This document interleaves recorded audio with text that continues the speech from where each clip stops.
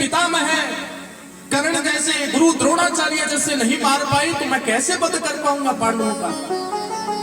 विचार करते करते एक वृक्ष के नीचे जाकर के बैठ गया। रात्रि का समय हो गया महाराज। उस वृक्ष के ऊपर कौवे बैठे थे। रात्रि में कौओं को दिखाई नहीं देता। ध्यान से सुनिएगा, आपने कभी अनुभव नहीं किया होगा, कौवे को रात्रि में बिल्कुल भी दिखाई नहीं देता। दिन में भी कौवे को एक ही आंख से दिखाई देता है। एक आंख तो राम जी ने कौवे की फोड़ दी थी ना महाराज। भगवान राम जी के थाली से जब ग्रास लेकर के उड़ा, भगवान ने कहा अच्छा मेरी थाली से ग्रास लेकर के उड़ रहा है। भगवान ने जैसे ही अपना बड़ा हाथ बढ़ाया तो कौवे की आंख में जाकर के लगा तो एक तो आंख तभी फूट गई महाराज। दिन में कौवे को दिखाई नहीं देता और रात्रि में बिल्कुल दिखाई नहीं देता। दिन में एक ही आंख और रात्रि में बिल्कुल नहीं। उसी पेड़ पर रात्रि में उल्लू आ गया। उल्लू को महाराज रात्रि में दिखाई देता है, दिन में दिखाई नहीं देता। उल्लू ने महाराज समय का लाभ उठाया और उस वृक्ष पर जितने कौवे बैठे थे एक एक करके उन सब कौओं को मार गिराया। अश्वत्थामा ने महाराज ध्यान दिया कि अरे भैया एक उल्लू ने सब कौओं को मार गिराया। उसके मन में महाराज एक रणनीति आई कि इसी प्रकार पांडव सब के सब सो रहे होंगे, मैं जीते जागते पांडवों का तो वध नहीं कर सकता लेकिन सोए हुए पांडवों को अवश्य मार सकता हूं। भैया व्यक्ति की जब बुद्धि कुंठित हो जाती है, बुद्धि कार्य नहीं करती तो शिक्षा भी महाराज कौवे से लेते हैं, शिक्षा भी उल्लू से लेते हैं। कभी कभी आपने देखा होगा कि हम अपने बिजनेस में इतना धन व्यय कर देते हैं, किसके कहने से, किसी कौवे के कहने से, किसी उल्लू के कहने से, और धन का विनाश हो जाता है। अपने माता पिता की आज्ञा का पालन नहीं करते, अपने माता पिता से आज्ञा नहीं लेकर के किसी अन्य व्यक्ति से आज्ञा लेकर के कार्य करते हैं और वो कार्य निष्फल हो जाता है। आहा, अश्वत्थामा आज कौवे से शिक्षा लेकर के चला है महाराज, पांडवों की शिविर की ओर बढ़ा। लेकिन महाराज जाको राखे रघुनाथ जी, बाको बाल न बाको हो। जिसको भगवान रखना चाहे उसका कौन बाल बाका कर सकता है। आज मानो भगवान सभी पांडवों से कहते हैं कि आज विश्राम नहीं करना, आज हमारी युद्ध में विजय हुई है, चलो जश्न मनाने चलते हैं। भगवान सब पांडवों को जश्न मनाने के लिए लेकर के जा रहे हैं। लेकिन महाराज 5 पांडवों की एक पत्नी है द्रौपदी, और द्रौपदी को महाराज 5 पतियों से एक एक पुत्र प्राप्त हुआ।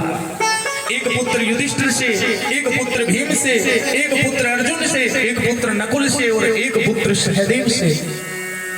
आपने कभी सुना नहीं होगा, द्रौपदी के 5 पुत्र थे महाराज। आज जब युद्ध समाप्त होने के समय सब लोग विश्राम कर रहे थे, लेकिन भगवान ने कहा चलो कि आज हम जश्न मनाएंगे। तो इन 5 पुत्रों ने कहा भगवान हम क्षमा चाहते हैं, हम तो विश्राम करें। भगवान ने कहा मेरी आज्ञा का पालन नहीं कर रहे, तुम्हें विश्राम करना है। बोले हाँ हम तो विश्राम करेंगे। भगवान ने कहा तथास्तु, जाओ तुम हमेशा के लिए विश्राम करो। आहा, भगवान सभी पांडवों को, कुंती को, द्रौपदी को, सबको ले गए, लेकिन ये 5 पुत्र नहीं गए महाराज, सो गए, अपने अपने पिता की शैया पर सो गए। रात्रि के समय अश्वत्थामा आया है और आज 5 पांडवों को समझ करके 5 पांडव पुत्रों का महाराज सर काट देता है, 5 पुत्रों का महाराज बद्ध कर देता है। भोर का समय हुआ, सभी लौट करके आए। आते ही द्रौपदी ने सोचा कि भोर होते ही मेरे पुत्र तो महाराज सबसे पहले मुझे प्रणाम करने आते हैं, लेकिन आज मेरे पुत्र नहीं आए। द्रौपदी ने सोचा चलो चल करके मैं ही जगा देती हूँ। जैसे ही आज द्रौपदी शिविर में आई, शिविर में प्रवेश करते ही क्या देखा महाराज, पूरा शिविर खून से लथपथ भरा पड़ा है, 5 पुत्र मरे पड़े हैं। द्रौपदी रोदन करने लगी, विलाप कर रही है, रो रही है, बिलख रही है। अर्जुन ने जैसे द्रौपदी के रोने की आवाज सुनी तुरंत दौड़ी आए और द्रौपदी को रोते हुए देख करके अर्जुन ने कहा द्रौपदी तू चित्राणी है, तुम्हें रोना शोभा नहीं देता है, लेकिन तुम उस पर विश्वास करो जिसने भी तुम्हारे पुत्रों का वध किया है मैं उसे मृत्यु दंड दे दूंगा। अर्जुन क्रोध में भर करके चल पड़े हैं महाराज। कहते हैं कि भगवान कृष्ण रथ पर आरूढ़ होकर के अर्जुन में चले हैं। भगवान पूर्व दिशा की ओर महाराज रथ को दौड़ाया है। आज अश्वत्थामा भी महाराज कुरुक्षेत्र की भूमि में दुर्योधन के पास में पहुंचा। पांचों पांडवों के पुत्रों के शव काट करके अपने मित्र दुर्योधन से कहा, रे मित्र लो, मैं पांचों पांडवों का वध करके लाया हूं। और जैसे ही महाराज दुर्योधन ने सुना, गदगद हो गया, अरे मेरे मित्र तूने इतना बड़ा साहस का कार्य किया है, लेकिन मैं भीम के सर को अपने हाथ से पिचकाना चाहता हूं। आज मानो महाराज अश्वत्थामा ने जैसे ही वो सब निकाल करके भीम के पुत्र का दुर्योधन को दिया है, दुर्योधन ने हाथ में लिया, हाथ में लेते ही वो सर पचक गया। दुर्योधन ने देखा, देखते ही विलाप करने लगा, रे दुष्ट मित्र तूने ये क्या कर दिया, ये भीम का शव नहीं है, ये तो भीम के पुत्र का सर है। अरे ये तो मेरे शत्रु नहीं थे, ये तो मेरे पुत्र थे। महाराज देखिए, एक समय ऐसा होता था कि बच्चों से सबको कितना मोह होता था महाराज, शत्रु के बच्चों को भी अपना समझा जाता था। और आज के समय तो महाराज देखने को मिलता है कि माता पिता के विवाद की वजह से छोटे छोटे नन्हे नन्हे बच्चों को महाराज मार दिया जाता है। एक छोटे से अपराध की वजह से पुत्र को महाराज गर्भ में नष्ट कर दिया जाता है। एक छोटे से आक्रोश में आकर के, एक छोटे से क्रोध की वजह से गर्भ में बालक को नष्ट कर दिया जाता है। धिक्कार है ऐसे माता पिता को जो अपनी संतान को महाराज गर्भ में नष्ट कर। धिक्कार है ऐसे माता पिता को जो किसी से बदला लेने के लिए महाराज उनके बच्चों को हानि पहुंचा दे। जीवन नरक है महाराज उनका, जो मनोस्थिति ऐसी रखते हैं, जो बच्चों पर अत्याचार करते हैं। आगे श्रवण करेंगे, भगवान स्वयं कहते हैं आतताई बधारणम। अरे भैया, जो बाल हत्यारा होता है, भगवान कहते हैं वो कदाचित भी मुझे प्रिय हो ही नहीं सकता। आज मानो महाराज दुर्योधन ने जैसे ही अश्वत्थामा से कहा ये पांडव नहीं, ये पांडव के पुत्र है, कहते हैं कि दुर्योधन को एक साथ सुख हुआ, एक साथ दुख भया। ऐसा श्राप मिला हुआ था दुर्योधन को कि जिस क्षण तुम्हें सबसे अधिक सुख होगा उसी क्षण तुम्हें दुख होगा, उसी क्षण तुम्हारी मृत्यु हो जाएगी। आहा, ऐसी स्थिति प्रकट हो गई। एक क्षण में प्रसन्नता हुई, दूसरे क्षण में इतना दुख हुआ कि उसी क्षण महाराज दुर्योधन की मृत्यु हो गई। अश्वत्थामा ने सोचा अगर पांडव जीवित है तो अब वो हमें नहीं जीवित छोड़ेंगे। अश्वत्थामा वहां से भगा है महाराज। और कहते हैं कि अश्वत्थामा भी पूर्व दिशा की ओर भग पड़ा, जिधर भगवान कृष्ण और अर्जुन रथ लेकर के दौड़ रहे थे। भगवान कृष्ण ने जैसे ही अश्वत्थामा को देखा, अर्जुन से कहा हन्यताम, मार गिरो, यही तुम्हारे पुत्रों का हत्यारा है। अर्जुन ने जैसे ही अश्वत्थामा को देखा, क्रोध में आकर के मानो महाराज ऐसा मन किया कि एक क्षण में अश्वत्थामा को नष्ट कर दूंगा। लेकिन अर्जुन ने भगवान से प्रार्थना की, प्रभु मैंने द्रौपदी को वचन दिया है कि उसके सामने ले जाकर के उसे मृत्यु दंड दूंगा। अश्वत्थामा ने सोचा कि अब अर्जुन मुझे जीवित नहीं छोड़ेगा। अश्वत्थामा ने महाराज ब्रह्मास्त्र का प्रहार कर दिया। जैसे ब्रह्मास्त्र का प्रहार किया, अर्जुन घबरा करके प्रभु के चरणों में प्रार्थना करने लगा, कृष्णाय वासुदेवाय देवकी नंदनाय च नंदगोप कुमाराय गोविंदाय नमो नमः। हे प्रभु मेरी रक्षा करो, मेरी रक्षा करो। अश्वत्थामा ने ब्रह्मास्त्र चला दिया, मैं इसका कैसे सामना करूंगा। भगवान ने कहा पार्थ, तुम्हें तो ब्रह्मास्त्र चलाना भी आता है, शांत करना भी आता है, लेकिन अश्वत्थामा को तो केवल ब्रह्मास्त्र छोड़ना आता है, शांत करना नहीं आता। तुम्हें तो गुरु महाराज ने सब शिक्षा दी है ना, इस ब्रह्मास्त्र को शांत कर दो। आहा, आज गोविंद की शरण लेकर के महाराज अर्जुन ने उस ब्रह्मास्त्र को शांत किया है। अश्वत्थामा को बंदी बना लिया, रस्सी से जकड़ करके अपने रथ के पीछे महाराज बांध करके लेकर के आ रहे हैं। शिविर की ओर जैसे ही बढ़ रहे हैं, शिविर के अंदर महाराज सब सोखा कुल है, युधिष्ठिर, नकुल, सहदेव, भीम, द्रौपदी, कुंती, सब महाराज सोखा कुल है। लेकर के शिविर के पास जैसे ही आए, द्रौपदी ने देखा कि अर्जुन ने रथ लेकर के आ रहा है, लेकिन महाराज रथ के पीछे जब अश्वत्थामा को पीछे घसीटते हुए देखा, द्रौपदी दौड़ी दौड़ी आई और अर्जुन से कहने लगी, मुच्यता मुच्यता में कर ब्राह्मणों नितराम गुरु। हे अर्जुन, छोड़ दो, छोड़ दो। सब पांडवों ने देखा कि द्रौपदी आज ये क्या कह रही है, छोड़ दो। अर्जुन कह रहा है, अरे द्रौपदी तू ये क्या कह रही है, यही है वो दुष्ट जिसने तुम्हारे 5 पुत्रों का वध किया और आज तू कह रही है छोड़ दो। आहा, धन्य है महाराज वो द्रौपदी जिसके हृदय में 5 पुत्र मरने के बाद में भी आज दया है। इसलिए स्त्री को धर्म पत्नी कहा जाता है। जीवन में परिस्थिति कैसी आए लेकिन धर्म का त्याग नहीं करती है महाराज, ऐसी द्रौपदी है।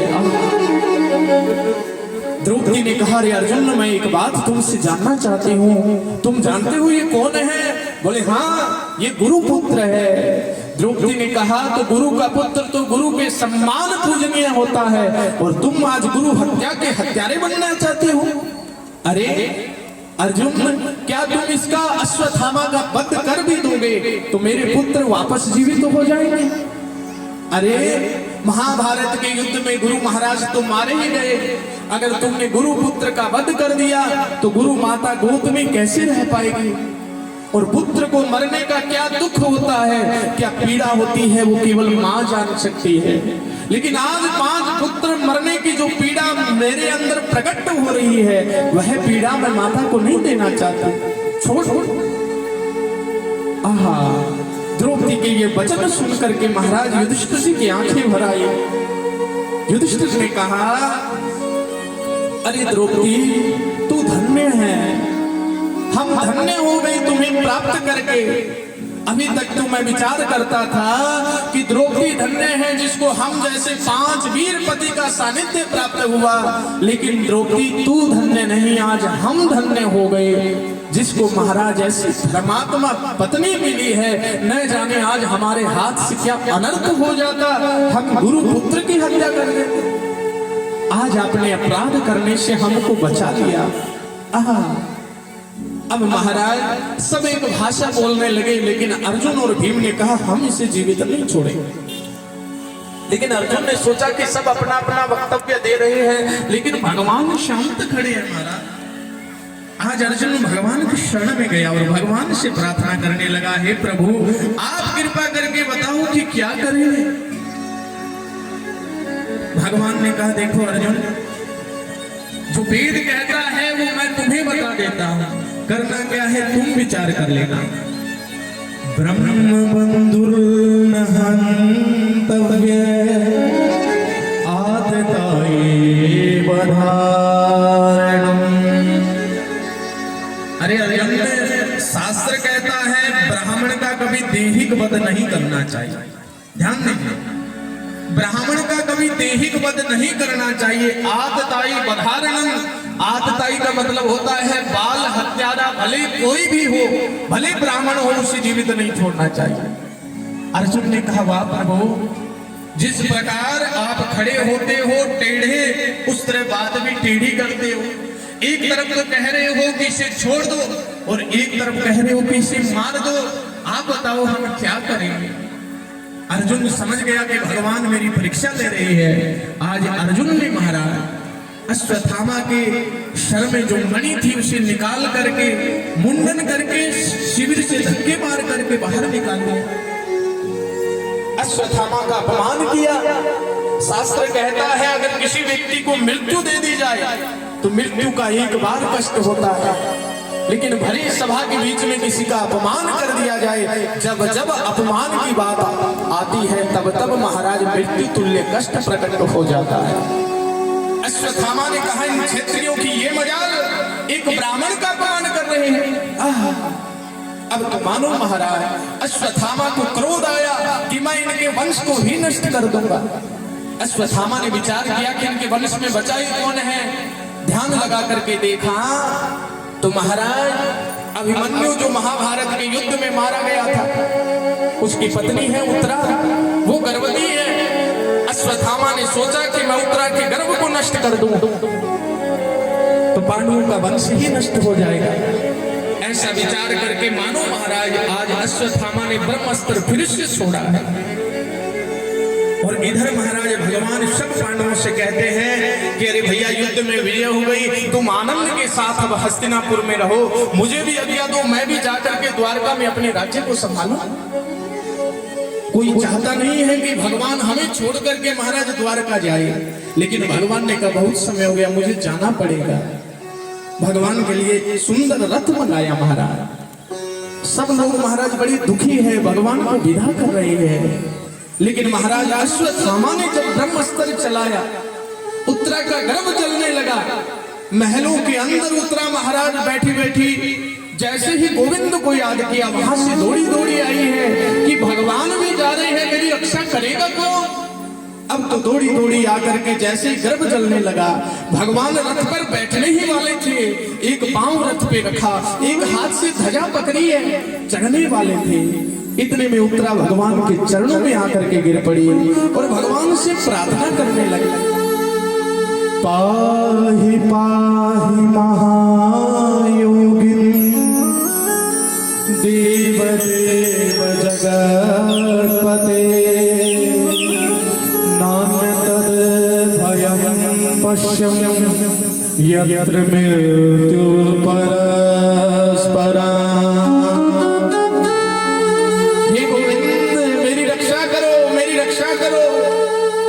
उत्तरा ने आकर के भगवान के चरणों में प्रणाम किया और कहा, भगवान ने मुझे मेरे प्राणों का तनिक भी भय नहीं, मेरी मृत्यु अगर कल होने वाली हो तो आज ही हो जाए, लेकिन प्रभु मेरी कोख में पांडवों का अंतिम वंशज है, अगर ये बालक मर गया तो पांडवों का वंश ही नष्ट हो जाएगा, इसलिए मेरे गर्भ की रक्षा करो, इस बालक की रक्षा करो। आहा, उत्तरा ने जैसे ही मानो भगवान से प्रार्थना की, भगवान ने उत्तरा को उठाया और भगवान ने देखा कि अश्वत्थामा ने फिर से ब्रह्मास्त्र का प्रहार कर दिया। भगवान महाराज उसी समय उत्तरा के गर्भ में प्रविष्ट हो गए, तब से भगवान उत्तरा के भी पुत्र हो गए। बोलिए भक्तवत्सल भगवान की। तभी से महाराज सूर्य भी अपनी दो गति दिखाने लगा। क्या? 6 महीने सूर्य उत्तरायण रहता है और 6 महीने फिर सूर्य दक्षिणायन रहने लगा। भगवान ने उत्तरा के गर्भ में प्रविष्ट किया और अनुष्ठा मात्र रूप धारण करके महाराज अपने सुदर्शन चक्र के द्वारा उस ब्रह्म अस्त्र के प्रभाव को नष्ट किया है। आहा, अब भगवान अपने यथास्थान पर खड़े होकर के अब उत्तरा से कहते, पुत्र अब ठीक है। उत्तरा ने कहा, प्रभु अब आनंद है। अब भगवान जब जाने की तैयारी करने लगे महाराज, सबसे अधिक दुख देने वाली बात तो ये है कि भगवान अब पांडवों को छोड़ करके जाने की तैयारी कर रहे थे। सबने ये बर्दाश्त कर लिया, लेकिन मां कुंती से ये बर्दाश्त नहीं हुआ महाराज। उत्तरा ने जैसे ही भगवान को प्रणाम करके हटी, भगवान रथ पर बैठने लगे, इतने में आज मां कुंती भगवान के चरणों में गिर पड़ी और भगवान से प्रार्थना करने लगी, विपदो नैव विपदः संपदो नैव संपदः। हे केशव, कहां जा रहे हो? सुख का समय आया तो हमें छोड़ करके जा रहे हो, और दुख का समय आया तो हर क्षण हमारे साथ रहे हो। इसलिए आपसे मैं निवेदन करूंगी कि विपदो नैव विपदः, विपत्ति पे विपत्ति देते रहिए महाराज, लेकिन हमें छोड़ करके मत जाइए। आज भगवान ने नीचे पलट कर करके देखा कुंती भुआ चरणों में लिपटी हुई है। भगवान ने भुआ को उठाया, उठा करके कुंती से कहा, भुआ तुम ये क्या कर रही हो? अरे भैया, भतीजा भुओं के चरण में लगे ये अच्छी बात है, लेकिन यहाँ तो महाराज भुआ भतीजे के चरण में लग रही है। भगवान ने कहा, भुआ ये क्या कर रही हो? कुंती मैया आज आंखों में आंसू भर करके भगवान से कहती है, बस हर बार यही माया का पर्दा डाल देते हो। मैं भुआ बन जाती हूँ, तुम भतीजा बन जाते हो, लेकिन वास्तव में तुम भगवान हो और मैं भक्त हूँ। इस संबंध को तुम सदा भुला देते हो। लेकिन आज नहीं, आज मेरे सामने ये माया का पर्दा नहीं डलेगा। भगवान ने सोचा कि भुआ तो सारी पोल पट्टी खोल देगी। आज भगवान ने कुंती से कहा, भुआ तुम मांगो, क्या चाहती हो? आज भगवान से कुंती क्या मांगती है महाराज? इस संसार में भगवान के हजारों भक्त हैं, लाखों भक्त हैं। कोई धन मांगता है, कोई वैभव मांगता है, कोई स्त्री मांगता है, कोई पुत्र मांगता है। सब अपने अपने दुखों को भगवान को सुनाते हैं। लेकिन ध्यान दीजिए महाराज, कुंती केवल भगवान की एक ऐसी भक्त है जिसने भगवान से केवल दुख मांगा है। क्यों? सुख के माथे सील परे जो हरि हृदय से जाए, बलहारी बा दुख को जो पल पल नाम जपाए। आज कुंती मैया कहती है कि वो सुख नहीं चाहिए जिस सुख के आने से तुम हमें छोड़ करके चले जाओ। बलहारी बा दुख को, वो दुख बलहारी है जिस दुख के आने से आप सदैव हमारे साथ रहो। आज मानो कुंती मैया भगवान से एक ही निवेदन करती है। आइए आप और हम सब लोग भी भगवान से बस यही निवेदन करें क्या कि हे प्रभु, मुझे सुख भी प्यारे हैं, दुख भी प्यारे हैं, लेकिन जैसे भी जीवन में स्थिति आए, लेकिन आप सदैव हमारे साथ रहो। आइए हम भी भगवान से यही प्रार्थना करें।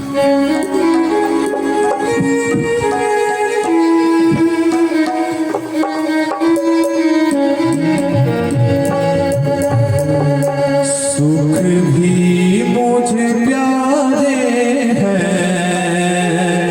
दुख भी मुझे प्यारे हैं।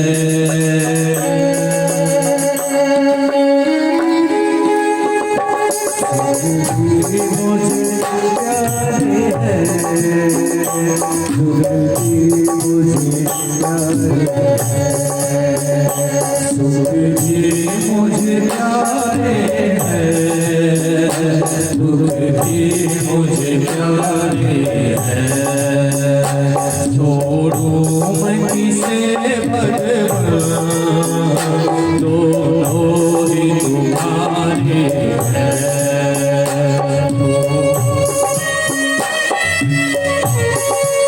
सभी गाइए।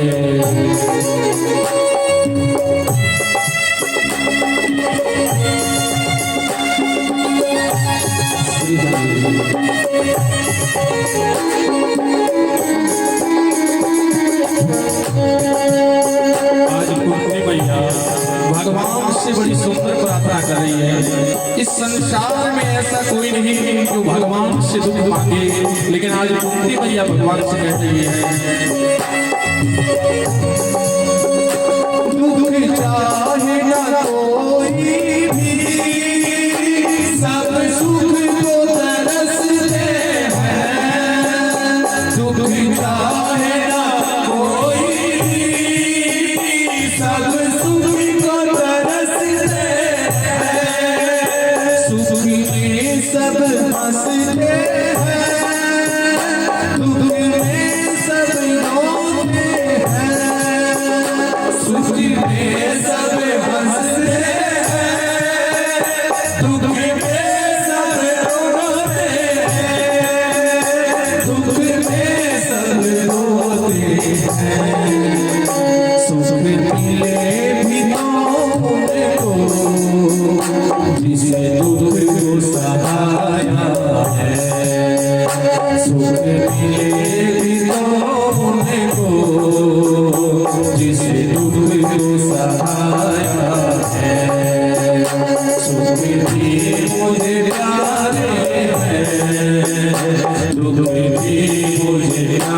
जय हरि।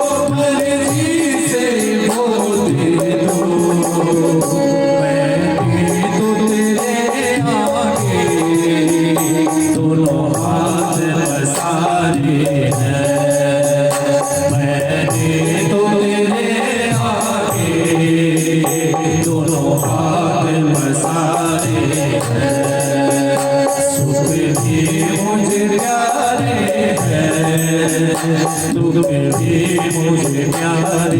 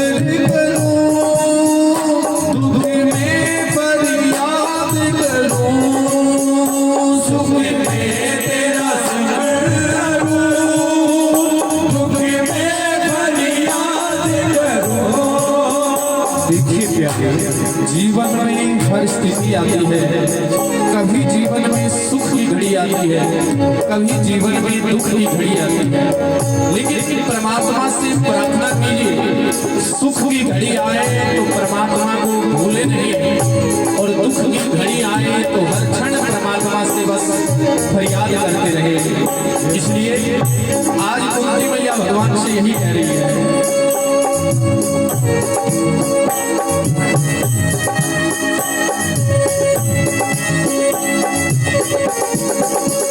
सुख में तेरा शुक्र करूं, दुख में फरियाद करूं, सुख में तेरा शुक्र करूं, दुख में फरियाद करूं, जिस हाल में तू रखे उस हाल में खुश रहो, जिस हाल में तू रखे उस हाल में खुश रहो, उस हाल में खुश रहो। मैंने तो तेरे यारों भजनों को सवारा है, मैंने तो तेरे यारों भजनों को सवारा है, सुख जी मुझे प्यारे हैं, सभी का ये सुख जी मुझे प्यारे हैं, सुख जी मुझे प्यारे हैं, सुख भी मुझे प्यारे तुम भी मुझे प्यारे तुम भी मुझे प्यारे तुम भी मुझे प्यारे तुम भी मुझे प्यारे तुम भी मुझे प्यारे तुम भी मुझे प्यारे